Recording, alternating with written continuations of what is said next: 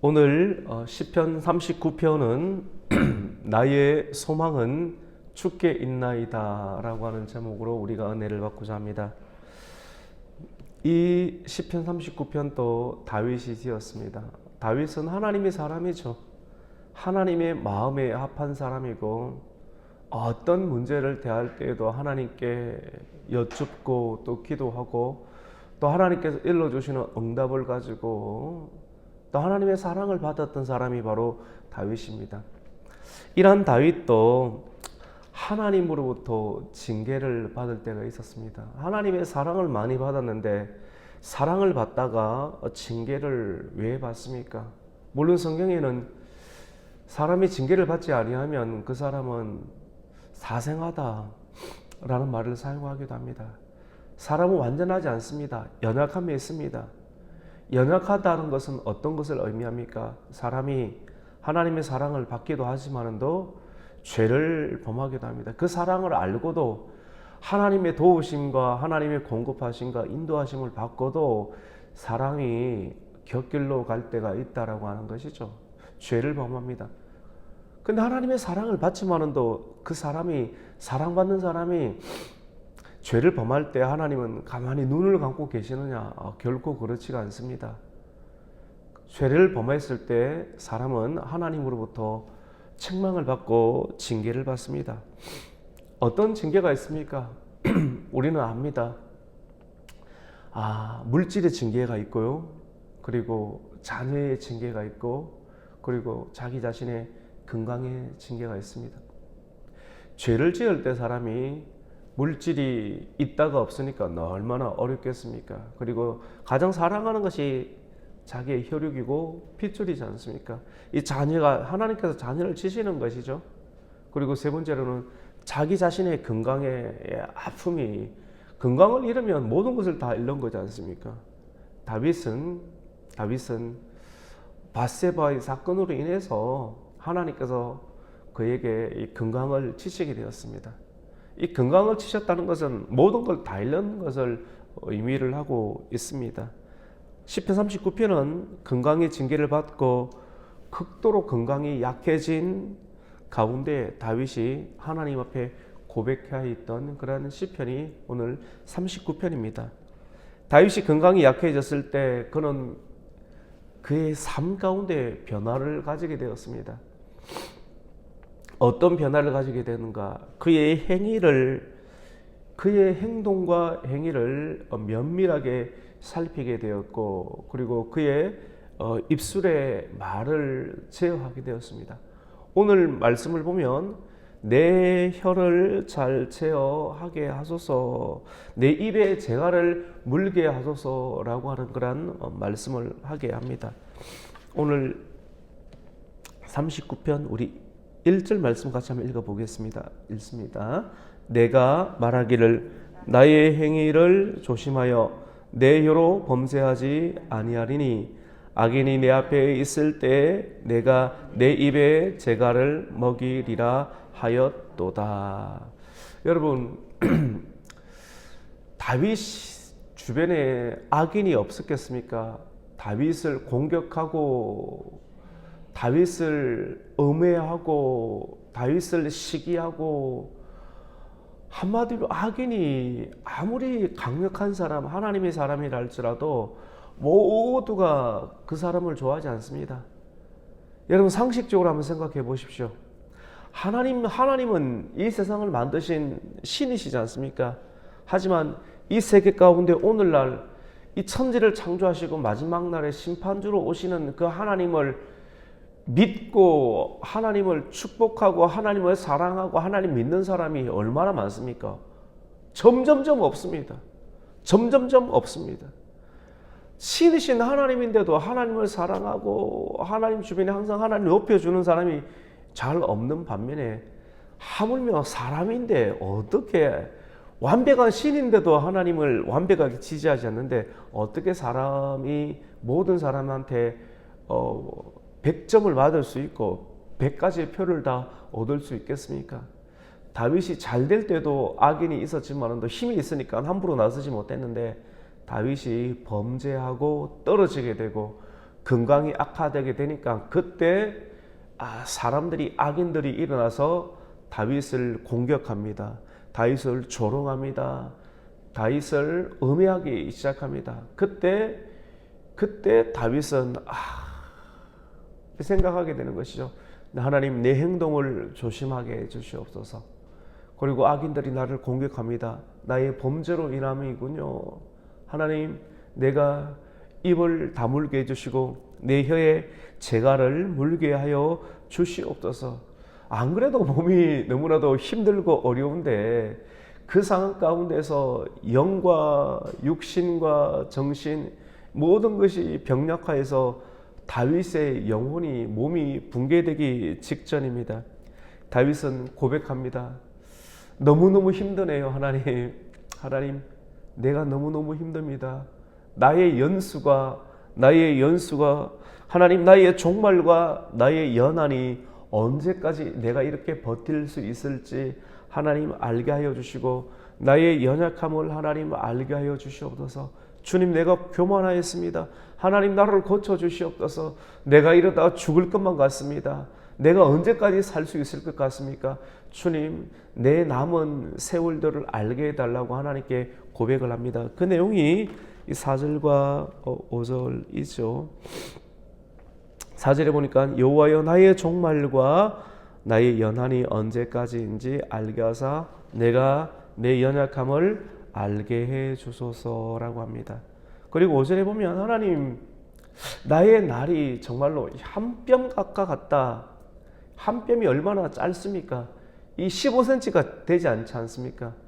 우리 인생이 주구장창 계속 길 것만 같지만도 이런 긴 인생을 행복하고 멋지게 살아야겠다라고 하나님을 떠나버리는 그 순간 건강이 악해지고 아무것도 아니구나. 부와 재물과 명예가 정말로 쾌락이 아무것도 아니구나. 이것을 철저하고 처절하게 다윗은 이 밧세바 사건 이후에 그것을 깨닫게 된 것이죠.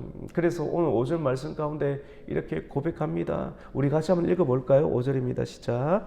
주께서 나의 날을 한 뼘 길이만큼 되게 하시매 나의 일생이 주 앞에서는 없는 것 같사오니 사람은 그가 든든히 서 있는 때에도 진실로 모두가 허사뿐이니이다. 정말 이걸 깨닫고 나니까 하나님께서 한번 치시고 나니까 범죄로 인해서 내 몸과 내 육체가 무너지고 나니까 하나님의 도움 없이는 그 어떤 순간도 버틸 수가 없고 내 남은 인생이 너무나도 짧구나. 이러다 죽을 것 같구나. 내 일생이 주 앞에서 정말 없는 것 같고 그림자 같구나.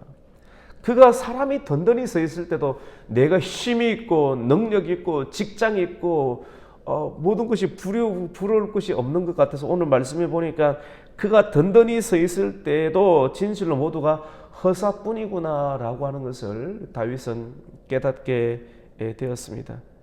그리고 6절에도 우리에게 참 의미 있는 말을 남기는데요.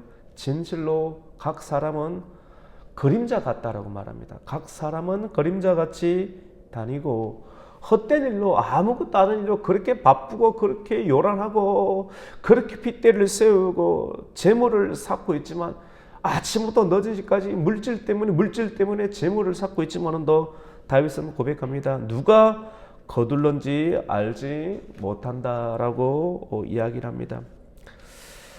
한 뼘 길이만큼 되게 하시니 내 인생이 허무하고 그리고 사람들이 이리저리 다니지만도 이런 것들이 그림자에 불과하고 누가 갖게 될 줄 모르는 그런 재물을 쌓는 일에 혈안이 되어 있다. 아무것도 아닌데 사실은 헛된 일인데 이 일 때문에 인생이 그렇게 바쁘고 그렇게 경쟁하며 그렇게 병약해져 가는구나. 다윗은 하나님의 징계 속에서 인생의 허무함을 고백하고 말하고 있습니다. 징계죠, 징계. 잘 될 때 하나님을 떠나고 죄를 짓고 또 건강이 있을 때 또 원수들이 공격하고 그리고 공격하니까 뭔가를 깨닫게 되고 내 입술을 닫아야 되겠다. 내 혀를 닫아야 되겠다. 이렇게 인생을 살면서 산전수전을 겪으면서 다윗은 인생의 허무함을 알게 됩니다. 이것 아무것도 아니구나. 정말 내가 남은 세월이 얼마 있을런지 모르겠지만도 내가 앞으로 어떻게 살아야 될지 인생의 허무함을 고백하게 됩니다. 시편 90편 10절에 우리의 연수가 70이요 강건하면 80이라도 그 연수의 자랑은 수고와 슬픔뿐이고 신속히 날아가나이다 라고 시편의 기자는 고백하고 있죠. 70이요 강건하면 80이라고 합니다. 그 이유에는 살아도 사는 것이 아니랍니다. 나이가 40만 딱 넘어도 책을 못 봅니다. 안 보입니다. 돋보기 2개를 다 갖고 다닙니다. 멀쩡해 보이죠. 어쩔 수 없습니다. 노안이 있는 것이죠. 하물며 뼈고 무릎이고 관절이고 성한 데가 있습니까? 60 넘어가 보십시오. 하루에 먹어야 될 약들이 얼마나 많은지. 그래서 진짜 시편의 고백과 같이 사람이 강건하면 연수가 70이고 강건하면 80이다. 80 먹은 이후에 살아있는 것이 아니라는 것이죠. 억지로 과학의 힘을 빌어서 살고 있는 것이지 한번 넘어지면 침실에서 헤어나올 수 없는 상황 가운데 누구든지 빠질 수 있는 인생이다라고 말을 하는 것입니다. 우리가 오늘 말씀을 통해서 우리가 깨닫게 되는 것, 성도가 재물을 쌓는 일에 너무 바빠서는 안 됩니다. 누가 오늘 다윗의 고백과 같이 누가 가져갈 줄 모르는 재물 쌓는 일에 인생을 다 허비하지 말라라고 다윗은 깨달음 이후에 고백을 하게 됩니다. 인생의 험함을 극복하는 길은 무엇인가? 그러면 다윗은 참으로 헛된 인생이거나 아무것도 하지 말아야 되겠다라고 하는 것이 아니라 이렇게 인생의 지극함을 깨닫고 난 이유 가운데 내 인생의 소망은 과연 어디 있을까? 앞으로 어떻게 살아야 될 것인가? 어떻게 행복할 수 있는가? 인생의 허무함을 극복하는 유일한 길은 하나님 안에서만 가능하다는 것을 고백을 하게 됩니다. 그래서 다윗은 그 깨달음을 오늘 7절 말씀 가운데 고백하고 있습니다. 우리 7절을 읽겠습니다. 시작. 주여 이제 내가 무엇을 바라리요? 나의 소망은 주께 있나이다. 그래서 오늘 제목을 그렇게 잡았습니다. 제목이 중요하죠. 내 소망은 주께 있나이다. 소망은 주께 있나이다. 소망을 오직 주님께만 둘 수 있는 우리 성도가 되기를 축복합니다. 소망을 주님께만 두어야 됩니다. 주님께만 두면 사람은 바뀝니다. 잘할 것 같지만 언제까지인지 내 인생의 한 뼘 길이만큼이다. 우리 목회의 여정 가운데, 우리 인생의 여정 가운데 내가 보는 사람 항상 바뀝니다. 변합니다. 언제까지 우리가 같이 있어주지 못합니다. 나의 남편이든 나의 아내이든 나의 부모이든 나의 자녀이든 사람은 항상 한계가 있습니다. 그리고 함께 우리가 더불어 살아가는, 우리가 신뢰하고 함께 믿음을 가지는 믿음의 동료 다 변합니다. 다 끝까지 있어주지 못합니다. 우리의 소망을 물질이나 사람이나 돈은 언제든지 바뀌고 변하고 떠나갈 수가 있습니다. 변하지 않는 하나님밖에 우리에게는 없는 줄 믿으시기를 축원합니다. 그걸 알고 있고 배워가는 과정이 이제 남은 세월에 우리가 해야 될 일들이고 어떻게 할 것인가? 말씀과 기도 외에는 없는 거예요. 말씀으로 우리가 변하지 않는 하나님과의 관계의 시간을 가지면서 남은 세월을 의미 있게 변하지 않는 가치를 붙잡으면서 하나님의 뜻 가운데 우리가 살아가게 되고, 또 그러한 일들 가운데 하나님께서 세상 가운데 빠져서 살아가는 그 영혼 가운데 복음을 통해서 택한 백성들이 주께 돌아오게 하는 그 일들 가운데 너는 그 일들을 하라 라고 주님은 우리에게 사명을 주시고, 우리가 깨닫고 주께서 주시는 힘 크기만큼 우리는 그 일들을 감당하게 됩니다. 오늘 말씀을 통해서 소망을 주님께만 주는 인생에게는 하나님께서 어떤 힘과 유익을 줍니까? 3가지인데요. 같이 해봅시다. 낙심하지 않습니다. 소망을 하나님께 두면요, 낙심하지 않아요. 하나님이 아니라 사람에게 두보세요. 사람이 처져버려요.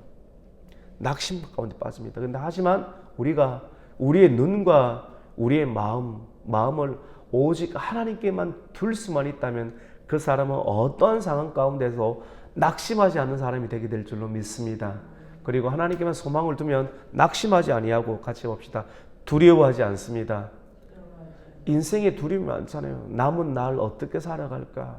과연 이 문제, 우리의 가정 가운데, 내 몸 가운데 이런 어려움이 있는데 어떻게 할 것인가? 두렵잖아요. 그런데 이 두려움의 문제를 하나님께 소망을 두는 사람은 이 두려움의 문제를 하나님께서 해결하여 주실 줄로 믿습니다. 오늘 이 아침 가운데 하나님, 내가 주님께만 소망을 두겠습니다. 다윗의 시편 39편을 통해서 그가 깨달음을 가졌고, 그 깨달음이 나의 깨달음이 되게 해주시고, 나의 기도의 제목이 되게 해주시고, 나의 소망이 될 때 우리 성도들의 가정 가운데 모든 두려움의 문제를 극복할 수 있는 하나님의 위로를 받는 아침이 되기를 축원합니다. 마지막으로 하나님께만 소망을 두면 감사의 찬양이 넘치게 될 줄로 믿습니다. 우리는 감사하는 거예요. 어떤 상황 가운데서도 이렇게 비바람을 맞지 않은 아름다운 장소에서 하나님 앞에 예배할 수 있고, 하루의 첫 시간은 하나님 앞에 들을 수 있고, 간구하며 말씀을 들을 수 있고, 찬송을 부를 수 있고, 그리고 오늘 하루를 힘있게 시작할 수 있는 하나님의 새 역사가 우리에게는 있는 줄로 믿습니다. 말씀을 정리합니다. 다윗은 범죄로 인해서 하나님으로부터 책망을 받고 또 하나님께 징계를 받았습니다. 그때 다윗은 깨닫게 되었죠. 내가 소중히 여기는 것을 하나님께서 하나씩 가져가는 거예요. 자기의 건강, 사람, 주변의 어떤 인기, 이런 것들이 밀물섬을 빠지듯이 빠지는 것을 경험하면, 야, 인생 아무것도 아니구나. 내 주변에 지금 이렇게 바쁘게 돌아다니는 것, 이것이 인생이 다 아니구나. 그렇게 중요한 재물, 이게 누구에게 갈 줄 모르는구나. 이걸 총체적으로 깨닫게 되었을 때 인생의 무상함과 욕심과 욕망의 헛됨을 오늘 시편을 통해서 고백합니다. 우리 11절 말씀을 한번 읽겠습니다. 11절 시작. 주께서 죄악을 책망하사 사람을 징계하실 때 그 영화를 좀먹음같이 소멸하게 하시니 참으로 인생이라 모두 헛될 뿐이니이다.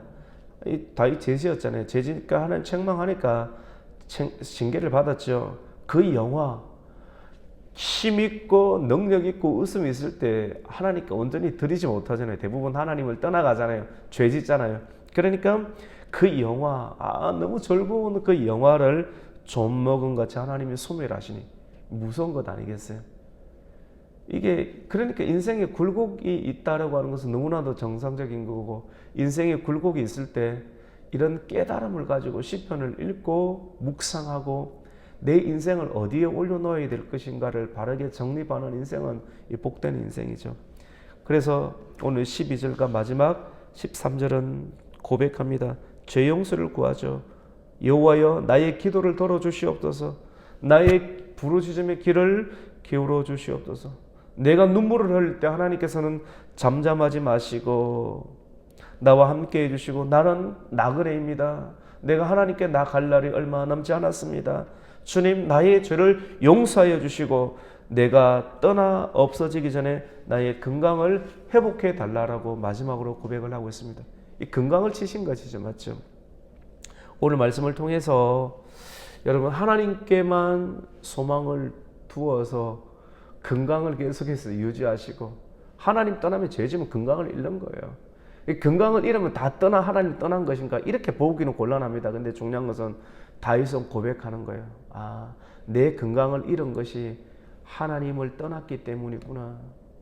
이제 하나님, 다시 내 소망을 하나님께 드리오니 나에게 건강을 회복시켜 주시고, 건강을 회복시키기 전에 하나님께 고백했던 것은 내 기도를 들어주시고 내 죄악을 용서하여 주셔서 죄가 물러가고 떠나감으로 건강이 회복되어 오직 주께만 소망을 두고 살아가는 인생이 되게 하여 주시옵소서라고 고백하였던 다윗처럼 오늘 이 아침 가운데 온전히 하나님께만 소망을 둠으로 감사가 다시 회복되게 해주시고, 두려움의 문제를 극복하게 해주시고, 우리 낙심하지 않는 인생 우리 살아갈 수 있도록 하나님께 간구하여 그 응답을 받고 오늘도 아름답고 복되게 하루를 열어갈 수 있는 성도가 되기를 주님의 이름으로 축원합니다. 아멘. 하나님 아버지, 감사를 드립니다. 오늘 시편 39편 다윗의 고백을 통해서 우리 인생을 어디에 두어야 될 것인가, 어떻게 인생을 살아야 될 것인가, 힘 있고 건강 있고 물질이 있고 인기가 있고 높음이 있을 때 하나님을 떠나지 않게 해주시고 교만하지 않게 해주시고 끝까지 겸손을 유지할 수 있는 하나님의 사람 되게 하여 주시옵소서. 오직 하나님께만 소망을 두어서 낙심하지 않는 인생, 두려워하지 않는 인생, 날마다 하나님을 찬송하는 인생, 소망과 더불어 하나님의 영광을 날마다 고백할 수 있는 참된 인생이 될 수 있도록 주여 우리의 길을 계속해서 주님 손에 붙잡힌 바 되는 인생이 될 수 있도록 열어주시고 함께하여 주시옵소서. 예수님의 이름으로 기도드립니다. 아멘. 하늘에 계신